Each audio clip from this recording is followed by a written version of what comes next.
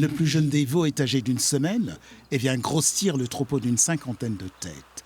Acheté en 2022 à un éleveur normand, des bisons d'Amérique du Nord, désormais dans le Berry.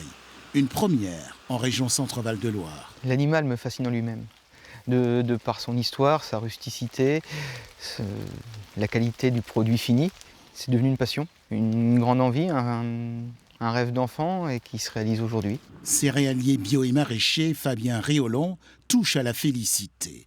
Dans son exploitation de 350 hectares, ses protégés, robustes et rustiques, ont trouvé leur terre d'abondance.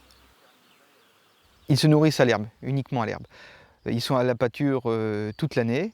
On complète avec du foin sec pour l'hiver quand il y a moins d'herbes vertes. Et puis un petit peu de céréales. C'est une petite friandise qui permet de les apprivoiser. Les veaux se nourrissent uniquement au lait maternel. Ils commencent au bout de quelques mois de vie à manger de l'herbe.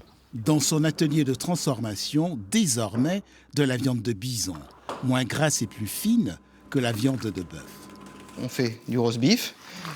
Nous avons aussi des côtes de bison, des entrecôtes, beefsteak, toutes les pièces de boucher qu'on peut avoir, et puis aussi des saucisses, merguez, et puis un petit peu de transfo.